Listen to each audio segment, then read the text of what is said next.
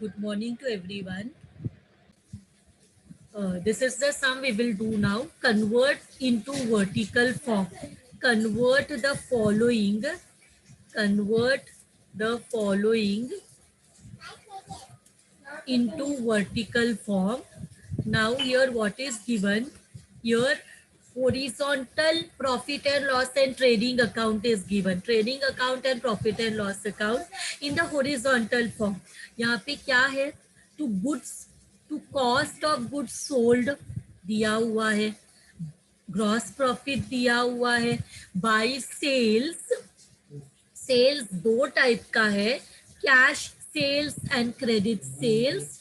इसमें से returns minus करेंगे तो we will get the net sales and closing stock is given. In the profit and loss account, operating expense is given in the total. मतलब operating expenses are of three types: administrative and office expense, selling and distribution expense and finance charges. But यहाँ पे वो तीनों एक साथ total में दिया हुआ है 1,90,000. Then interest is given. हम interest minus net profit before interest में हम इंटरेस्ट माइनस करते हैं तो हमें नेट प्रॉफिट आफ्टर इंटरेस्ट मिलता है. तो that is also given. And what is given? Loss on sale of asset. Loss, हम असेट रोज नहीं सेल करते. We daily do not sell the asset. Am I audible to everyone? We do not sell our asset daily. So इसमें होने वाला loss, asset को cell करके होने वाला लॉस को हम नॉन ऑपरेटिंग एक्सपेंस बोलेंगे. Not related to business, not non operating expense. And tax is given. Tax हम प्रॉफिट में से माइनस करते हैं. टैक्स हम प्रॉफिट में से माइनस करते हैं.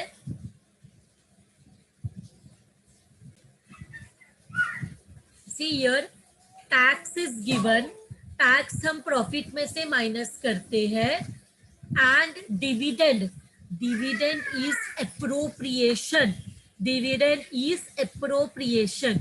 एप्रोप्रिएशन का मीनिंग क्या होता है? Distribution of profit among the owners in the company. Shareholders are the owners in the company. Who are the owners? Shareholder are the owners. तो ओनर्स को क्या मिलता है? डिविडेंड मिलता है. ओनर जब सेविंग करते हैं कोई रिजर्व में तो transfer to reserve also is a appropriation.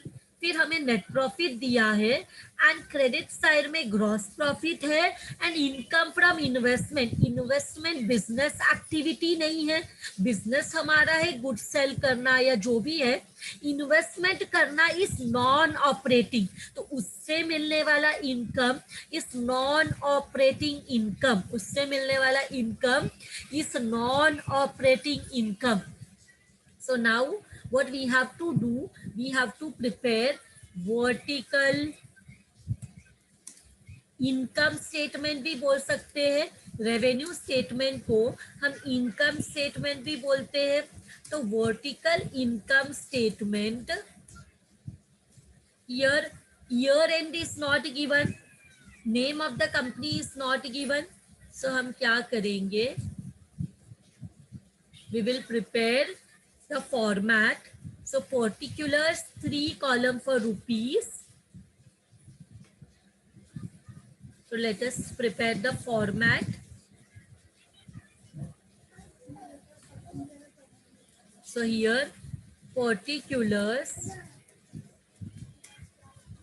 rupees, rupees, rupees. So यहाँ पे इनकम मतलब revenue. Revenue income is same. तो हम इनकम स्टेटमेंट भी बोलते हैं, रेवेन्यू स्टेटमेंट भी बोलते हैं. तो बिजनेस में इनकम या रेवेन्यू कैसे मिलता है? बिजनेस में इनकम या रेवेन्यू कैसे मिलता है? When we do sales. जब बिजनेस में सेल्स करते हैं तब इनकम या रेवेन्यू जनरेट होता है. तो this sales is given in the question of two types, दो तरीके से सेल कर सकते हैं, ये कैश में, दूसरा क्रेडिट में। तो cash sales is 5 lakh and credit sale is 12,55,000। तो ये दोनों को ऐड करते हैं तो इट बिकम्स 17,55,000, 17,55,000। सो इसमें से हम लेस करते हैं, इसमें से हम लेस करते हैं returns and allowances, returns and allowances less करते हैं। तो इस returns given in the question, the returns given is 5,000. The returns given is 5,000. So returns जब हम सेल्स में से माइनस करते हैं तो इसको हम बोलते हैं net sales. So the net sales is 17,50,000, 17,55,000 से जब हमने 5,000 माइनस किया तो हमें मिलता है 17,50,000, that is known as net sales. So इसमें से हम क्या करेंगे, tell me, can we sell anything, like जितने में हम सेल करते हैं, जैसे for example I sell something at 100 rupees. तो क्या 100 रुपीज मेरे लिए पूरा प्रॉफिट है? अगर मैं कुछ भी चीज एक प्राइस में सेल करती हूँ, जैसे for example I sell a notebook, suppose I manufacture notebooks and I sell the notebook for 35 rupees. So क्या ये पूरा 35 रुपीज मेरे लिए प्रॉफिट होगा? तो यहाँ पे सेल्स हुआ है 17,50,000, लेकिन ये पूरा 17,50,000 विल नॉट बी प्रॉफिट। तो ये सेल्स में से हमें क्या माइनस करना पड़ता है, that is known as cost of goods sold. मतलब हमने जो 17,50,000 का गुड्स सेल किया है, 17,50,000 का गुड्स सेल किया है, वो गुड्स में what is the cost of goods sold? I want to know that ये 17,50,000 जो गुड्स सेल किया है उसका कॉस्ट क्या है, तभी हमें प्रॉफिट मिलेगा। Sales minus cost is profit, sales minus cost is profit. So यहाँ पे ये cost of goods sold is it given in the question, cost of goods sold is given in the question. Cost of goods sold is how much? Cost of goods sold is 8 lakh. मतलब जो goods हमने 17,50,000 में cell किया, 17,50,000 में cell किया, यहाँ पे एक चीज हमें ध्यान में देना पड़ेगा, कॉस्ट ऑफ गुड्स सोल्ड तो दिया है, but cost of goods sold में से एक चीज यहाँ पे कॉस्ट ऑफ गुड्स सोल्ड, एक चीज यहाँ पे लिखना पड़ेगा, सी आई है एक्सक्लूडिंग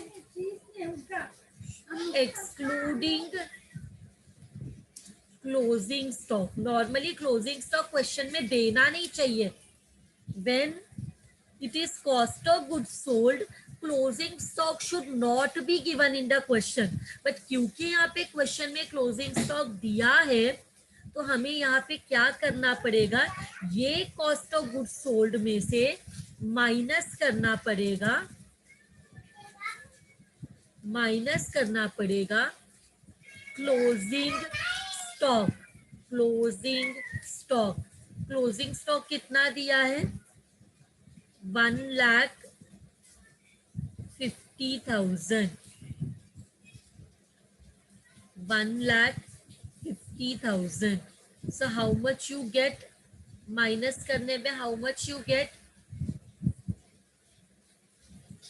6,50,000। So now हमारा कॉस्ट है 6,50,000 एंड हमने सेल किया है 17,50,000 में, तो हमारा प्रॉफिट कितना रहेगा? सेल्स में से हम प्रॉफिट सेल्स में से कॉस्ट माइनस करते हैं तो हमें प्रॉफिट मिलता है. Suppose I am selling the notebook for 35 rupees and the cost of the notebook is 5 rupees. 5 रुपए में मैं नोटबुक प्रोड्यूस करती हूँ एंड उसको सेल करती हूँ 35 रुपीज में. तो how much is the profit? 35 rupees और 30 rupees. When I am manufacturing the book for 5 rupees and selling it for 35 rupees and selling it for 35 rupees, then what is the profit? 35 minus 5, that is 30 rupees. तो यहाँ पे cell किया है 17,50,000 में और cost है 6,50,000. तो ये 11 लाख क्या हो जाएगा मेरे लिए? Gross profit. It is gross profit. ये ग्रॉस प्रॉफिट मिल गया हमें. तो ये ग्रॉस प्रॉफिट को हम ग्रॉस मार्जिन भी बोलते हैं. ग्रॉस प्रॉफिट को हम ग्रॉस मार्जिन भी बोलते हैं. ये इसके साथ हमारा ट्रेडिंग अकाउंट खत्म हुआ. ग्रॉस प्रॉफिट मिलते ही our trading account is done. Now we come to profit and loss account. तो प्रॉफिट एंड लॉस अकाउंट में what is given? Profit and loss account में operating expenses are given. Operating expenses. So operating expenses में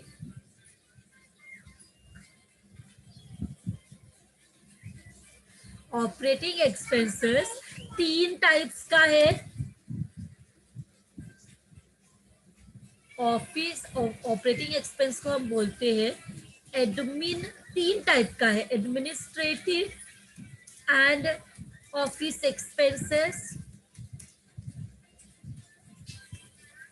दूसरा है selling and distribution expense. लेकिन question में just I will not write, I will tell you. Operating expenses are of 3 types. कौन सा? Office and administrative expense, selling and distribution expense, and the third one is finance charges. पर यहाँ पे question में operating expense एक साथ दिया है, तो हम डायरेक्टली लास्ट कॉलम में लिखेंगे 1,90,000. How much is the operating expense? It is 1,90,000. तो ऑपरेटिंग एक्सपेंस को लेस करते हैं तो हमें मिलता है how much amount you will get? 11 lakh minus 1,90,000. 11 lakh minus 1,90,000 कितना रहेगा? 11 लाख माइनस 1,90,000 कितना मिलेगा? Tell me. 11 lakh minus 1,90,000 is how much? 9,10,000. Correct, 9,10,000. तो इसको बोलेंगे नेट प्रॉफिट. इसको बोलेंगे नेट प्रॉफिट या इसको बोलेंगे operating profit. What will we tell it? Operating profit before interest. Operating profit before interest. तो क्वेश्चन में इंटरेस्ट दिया है क्या? Is there interest given in the question? तो इसमें से माइनस करेंगे interest. How much is the interest? Interest is 80,000. तो 80,000 माइनस करने के बाद हमें मिलेगा net profit after interest. So how much is the amount? How much is the amount? 8,30,000. 8,30,000. तो अभी हम क्या करते हैं? अभी हम निकालते हैं net non operating income. Net non operating income. ये नेट नॉन ऑपरेटिंग इनकम क्या है? Non operating income are those activities in the business which are not related to business. मतलब ये वो एक्टिविटीज हैं जो बिजनेस रिलेटेड नहीं है। हमारा बिजनेस एक है और ये जो एक्टिविटी है ये बिजनेस से रिलेटेड नहीं है। ऐसा क्वेश्चन में कुछ है, कल मैंने आप लोगों को एक्सप्लेन किया व्हाट आर दोस थिंग्स। तो इसमें हम स्मॉल ए लिखेंगे। दो टाइप है इसमें, non operating income, non operating income, और ये इनकम में से हम लेस करते हैं नॉन ऑपरेटिंग एक्सपेंस। तो यहाँ पे क्वेश्चन में देखो, कोई ऐसा इनकम है जो बिजनेस रिलेटेड नहीं हो। Business related income is only one, that is sales.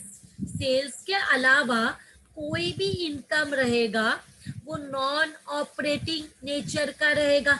Income हम क्रेडिट साइड में देखते हैं। पीएनएल अकाउंट में income will be in the credit side. Debit side में जो भी है वो एक्सपेंसेस है। तो अगर हमें इनकम चाहिए तो we will have to see in the credit side. तो सेल्स के अलावा जो भी इनकम होता है, those income are what we say not related to business. तो हमारे पास एक इनकम है, income from investment. Income from investment, how much is the amount?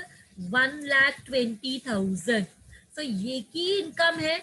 ये इनकम में से लेस करेंगे नॉन, बी बोलेंगे इसको, B non operating expenses, non operating expenses.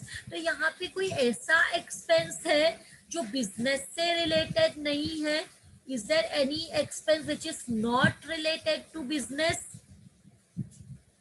Is there any expense which is not related to business? Yes, there is loss on sale of asset. Loss on से हम asset use करने के लिए रखते हैं, cell करने के लिए नहीं। Loss on sale of asset, so what is the amount? It is 40,000। So I will write here 40,000, 40,000। तो लेस करने के बाद हमें मिला, हाउ मच हमें मिला? 80,000। We got it 80,000। सो अभी हमें चाहिए नेट प्रॉफिट बिफोर टैक्स। हमें चाहिए नेट प्रॉफिट बिफोर टैक्स। ये कैसे आता है? ये जो नेट प्रॉफिट आफ्टर इंटरेस्ट है उसमें ये ऑपरेटिंग इनकम को ऐड करना है। जिसको क्या करना है? ऐड करना है। तो ऐड करेंगे तो कितना मिलेगा? 8,30,000 and 80,000. How much it will come? 9,10,000. कितना आएगा? 9,10,000. So इसमें से हम लेस करेंगे, इसमें से हम लेस करेंगे। क्वेश्चन में टैक्स रहेगा, देखो क्वेश्चन में tax is given, income tax, इसमें से लेस करेंगे income tax. Income tax is given in the question, how much it is? 3 lakhs। इसमें से माइनस करेंगे 3 lakhs, we will minus 3 lakhs। तब हमें मिलेगा net profit, net profit after tax, net profit after tax. This is how much? 6,10,000। This is 6,10,000। लेकिन question में अभी भी एक चीज है जो हमने किधर भी नहीं लिखा। ये हमारा चेकिंग वाला आंसर है, to cross check whether we are correct. Now what is it? हमें तो हमारा करेक्ट आंसर भी अभी तक मिला नहीं है। हमें 6,10,000 आया और यहाँ पे 5 लाख है। तो यहाँ पे see one thing is given, dividend. ये डिविडेंड क्या है? इट इज एप्रोप्रिएशन, मतलब distribution of profit among the owners. तो यहाँ पे से हमें क्या लेस करना पड़ेगा? After we get the final profit we pay to the owners. Owners को हम जैसे देखो पार्टनरशिप अकाउंट में एक बार नेट प्रॉफिट मिलता था, तो वो नेट प्रॉफिट में क्या करते थे, पार्टनर्स को सैलरी देते थे, पार्टनर्स को इंटरेस्ट ऑन कैपिटल देते थे, पार्टनर्स को कमीशन देते थे। तो कंपनी में ओनर्स आर नॉट पार्टनर्स, या शेयर होल्डर्स। तो शेयर होल्डर्स को क्या मिलते हैं, डिविडेंड मिलते हैं। What is the amount of dividend, 1,10,000। तो यहाँ पे लिखेंगे 1,10,000 डिविडेंड। सो जो बच गया that is known as retained earning, इसको बोलते हैं रिटेन्ड अर्निंग। ये कहाँ पे ट्रांसफर करते हैं, this is transfer to balance sheet, this is transfer to balance sheet.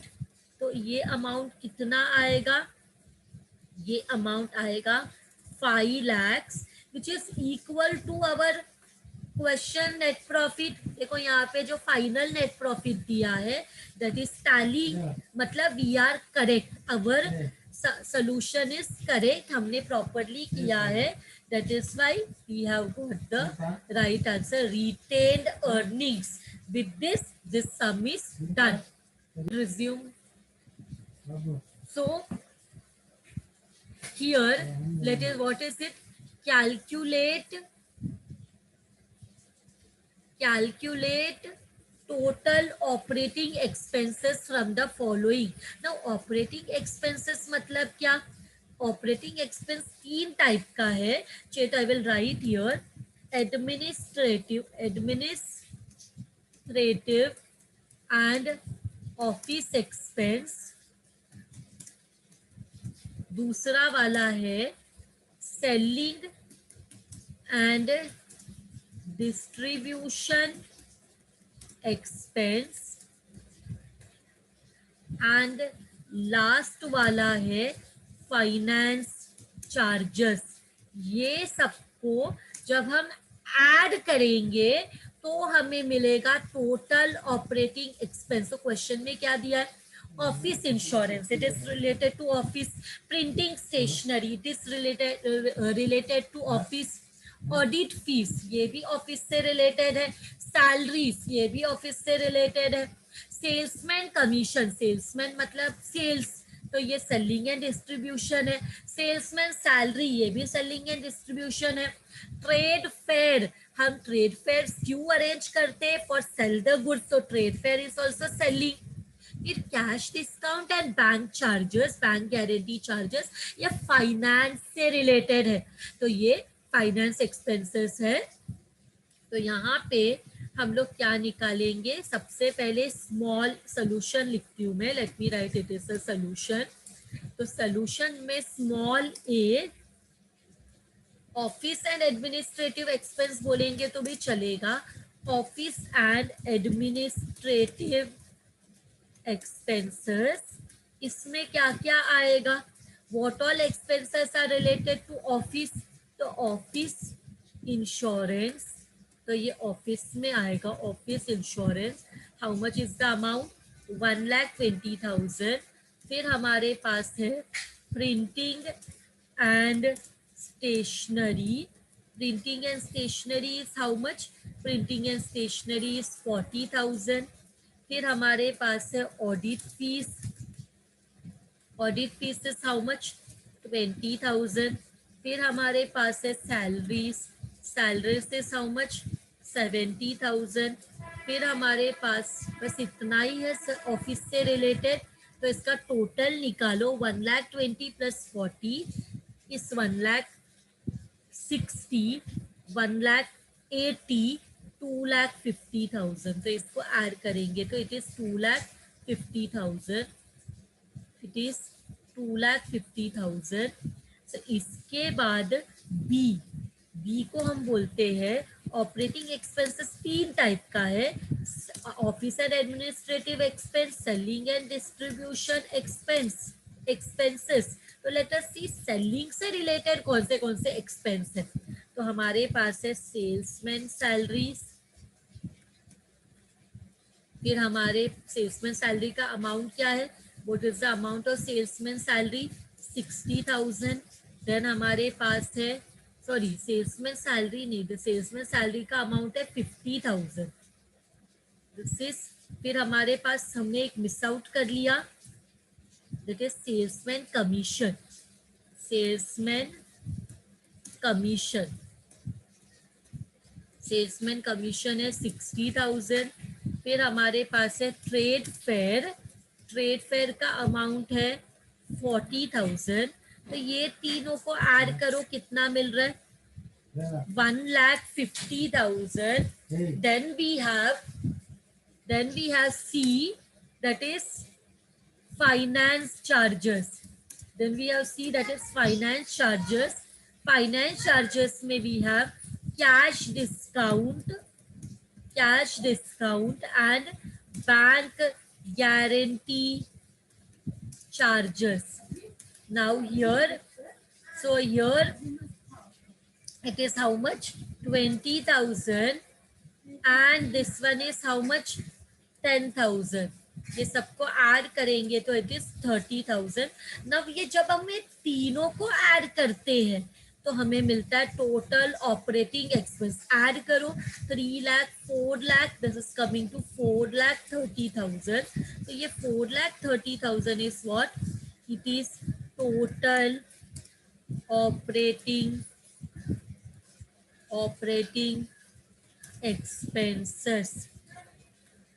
expenses.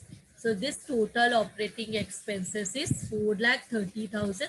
This is what was asked in the question. तो हम लोग ने ये फाइंड कर लिया. इसके साथ this sum is. So now let us do this. They have asked us to calculate gross profit. तो gross profit find out करते हैं. Let us find out the gross profit. तो ग्रॉस प्रॉफिट के लिए क्वेश्चन में क्या दिया है? नेट सेल्स दिया है, ओपनिंग स्टॉक ट्रेडिंग अकाउंट का डेबिट साइड, परचेज दिया है, वेजेस दिया है, कैरेज इनवर्ड दिया है, और दिया है sale scrap and closing stock. ये इंफॉर्मेशन से we have to calculate gross profit. तो ग्रॉस प्रॉफिट फाइंड करने के लिए हम सबसे पहले हमें चाहिए नेट सेल्स. ये क्वेश्चन में दिया हुआ है. आपको एग्जाम में ऐसा इंफॉर्मेशन दिया, ऑप्शन में आंसर्स रहेगा, but you have to give the right answer. तो ये सेल्स में से हम क्या माइनस करते हैं? सेल्स को पॉसिबल करने के लिए कॉस्ट ऑफ गुड्स सोल्ड, मतलब सेल करने के लिए हमें कितना कॉस्ट लगा, उसमें what will come? Opening stock trading account का debit side, this how much? 5 lakh. Then purchases कितना है? Purchases is 7 lakh. Then after purchase we have trading account के डेबिट साइड में जो भी लिखते हैं that we have to write, that is all cost of goods sold. और क्या दिया हुआ है? Carriage inward. कैरेज इनवर्ड कितना है? 80,000. This how much? 80,000. तो यहाँ पे लिखेंगे 80,000. तो 80,000 के बाद ये सबको ऐड करो, कितना होता है? ये सबको ऐड करो, how much you will gate? 5 lakh, 7 lakh is 12 lakh, 14 lakh. So this will be 14 lakh. This will be 14 lakh 80,000. 14 lakh 80,000 में से हम क्या करेंगे? इसमें से लेस करेंगे ट्रेडिंग अकाउंट के क्रेडिट साइड में जो रहता है. मतलब इतना गुड्स हमने खरीदा, हमारे पास ओपनिंग स्टॉक भी था, परचेज भी था, बट कौन सा गुड्स यूज नहीं हुआ? क्लोजिंग स्टॉक यूज नहीं हुआ. It is unused goods, unsold goods. Closing stock is unsold goods. और एक और चीज लेस करेंगे, that is known as sale scrap. ये गुड्स को तो हमने वेस्टेज बोल के बेच दिया, तो ये भी यूज नहीं हुआ है बिजनेस में. सो ये दोनों को माइनस करके आपको कितना आता है? जस्ट माइनस 14,80,000 में 3,30,000 माइनस करो. 14,80,000 में माइनस करो 3,30,000. आपको कितना आया? 11,50,000. सो ग्रॉस प्रॉफिट क्या है? What is gross profit? जब आप सेल में से कॉस्ट माइनस करते हो, जब हम सेल्स में से माइनस करते cost of goods sold, cost of goods sold, हमें मिलता है gross profit. So how much is the gross profit? Gross profit कितना है? माइनस करो 18 लाख से तो आपको मिलेगा 6,50,000. 6,50,000. तो this is the profit. Means what? आपने जो 18 लाख में सेल किया, उस गुड्स को सेल करने का कॉस्ट इज 11,50,000. ये सब कॉस्ट है, opening stock, purchase, wages, carriage inward, ये सब खर्चा लगा.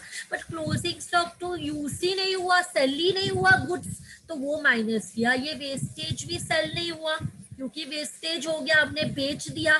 तो दिस इज द कॉस्ट.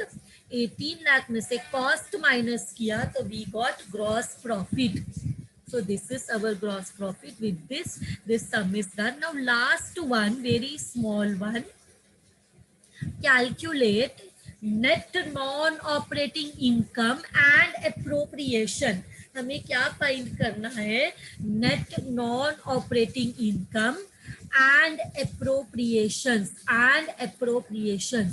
तो हमें क्या फाइंड करना है?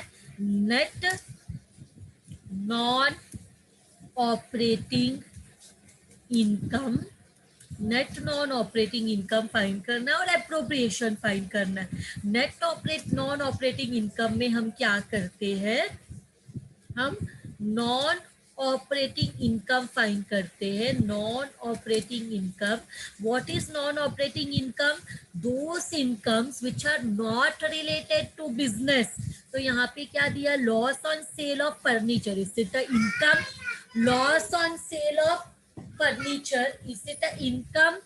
It is not a income, it is a expense. Damages paid, ये भी expense है. Interest on from investment, investment से जो interest मिलता है वो तो income है, लेकिन this is not related to business. Income from investment कितना amount है? The amount is 12,000. फिर हमें compensation मिला. कॉम्पेंसे कोर्ट में हमारा कोई केस चल रहा था एंड उसके लिए हमें कॉम्पेंसेशन मिला, तो ये भी इनकम है, ये रोज नहीं होता. फिर ट्रांसफर टू रिजर्व. एक बार प्रॉफिट पता चला तो वो प्रॉफिट में से हम रिजर्व में पैसा ट्रांसफर करते. It is savings and it is done as a part of appropriation.